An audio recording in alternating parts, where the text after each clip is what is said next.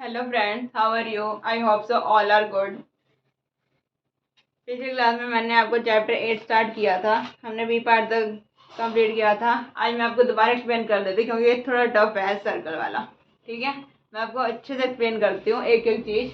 देखो, ये हमारी ये साउंड बेस्ड लैंग्वेज है। पीछे हम पढ़ चुके हैं। ये 24 कॉन्सोनेंट्स हैं, 12 वोवल्स हैं एंड 4 डिप्थोन्स हैं। ठीक है, dark and sound based language, dark and light, मैंने वो पीछे बताया था सब कुछ।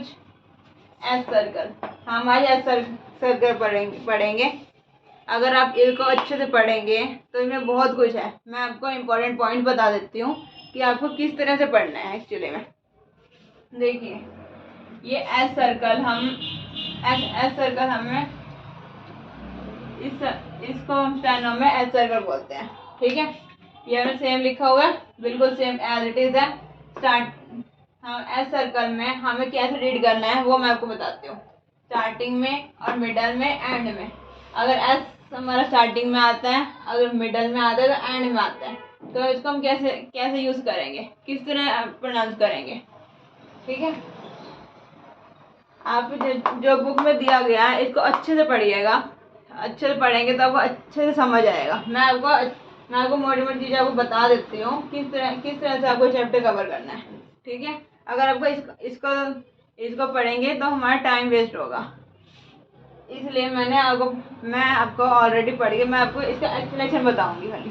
ठीक है, देखिए, अब एस सर्कल में क्या है, सेम जैसे स्टार्टिंग में हमारा ये एस है, यहाँ पे हमारा एस है स्टार्टिंग में है।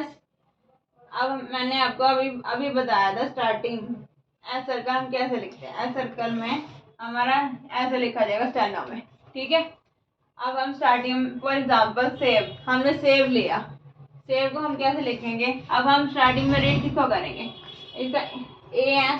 अगर हम ए तो बोल नहीं सकते सीधा, सेव सेव में हम एस को रीड करेंगे, एस और वी, इसमें ए का वो भी लग जाएगा। यहाँ पे हमने पीछे क्या पढ़ा था, अगर हमारा कॉन्सोनेंट हो, वोवल हो या कुछ भी हो तो हम उसको पहले रीड करेंगे। अब एस सर्कल में हमें एस को पहले रीड करना है, पहले आता स्टार्टिंग वाले में। ठीक है, हमें इस तरह से लिखना है, एस और बी, उसके बाद ए का वोवल, सेव। क्लियर है। इसी तरह से सॉन्ग भी ऐसी है, एस ओ का वोवल और एन जी, सॉन्ग। क्लियर है सबको। नेक्स्ट है हमारा मिडल वाला। मिडल वाले में हमारा क्या है, ये बिना पेन उठाए लिखा जाएगा S, business. For example business, business में बिना पेन उठाए लिखना है हमें, B E double S, B के बाद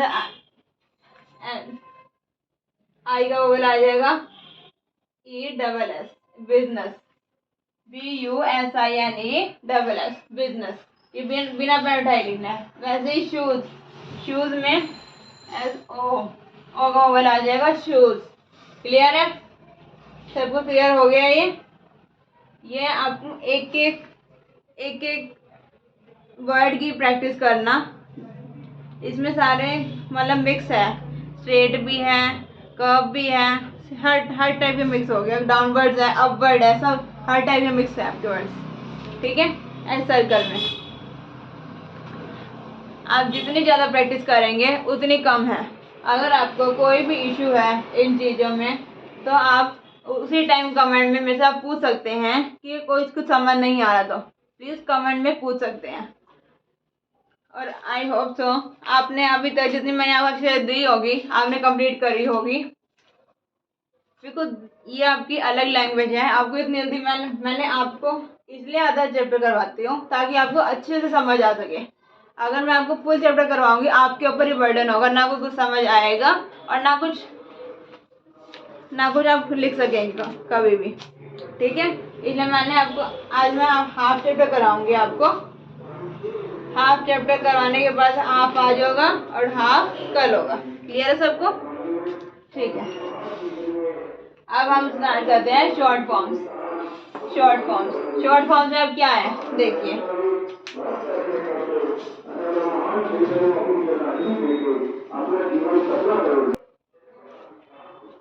देखिए अब शॉर्ट फॉर्म्स है। शॉर्ट फॉर्म में हैज और एज बिल्कुल सेम लिखा जाएगा।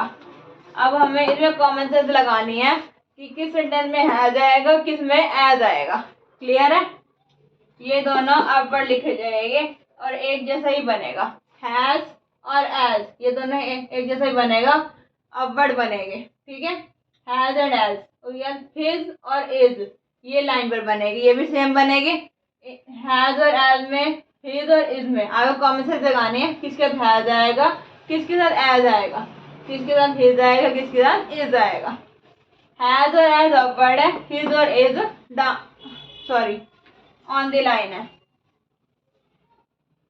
ये अबव द लाइन है, ये ऑन द लाइन है। सेवरल ऐसे लिखेगा SEVERAL सेवरल।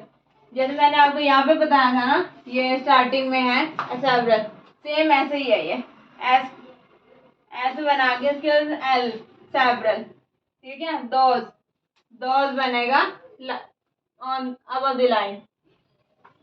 अगर आपको उसमें वोवल लगाना है तो आप इसमें लगा सकते हैं ओ का वोवल, पहचान, खुद की पहचान के लिए।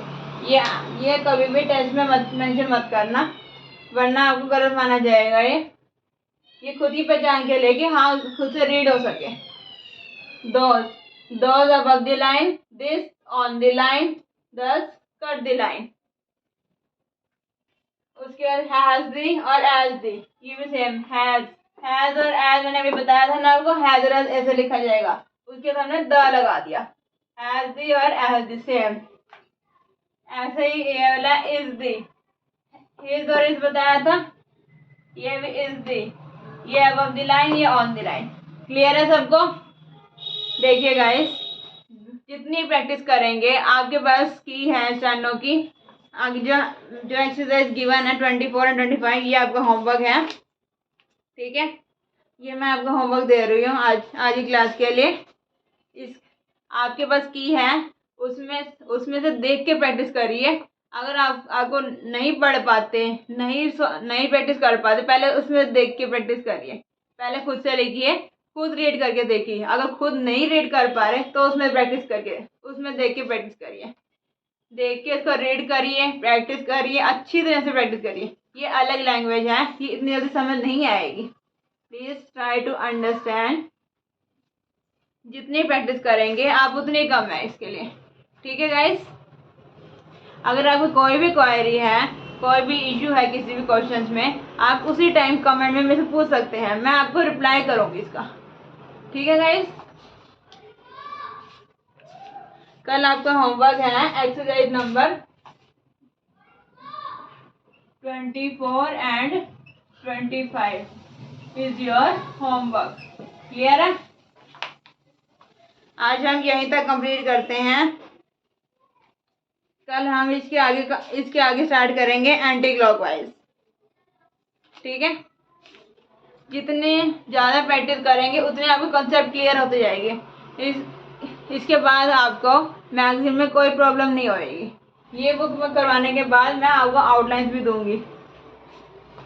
जब मैगजीन में आउटलाइंस होती है, एक्स्ट्रा आउटलाइंस होती है, शॉर्ट फॉर्म्स होती है, वो भी करवाऊंगी मैं आपको। क्लियर है? ठीक है गाइस, अगर आपको हमारी वीडियो अच्छी लगी प्लीज़ लाइक एंड सब्सक्राइब जरूर करिएगा। Thank you so much, see you tomorrow.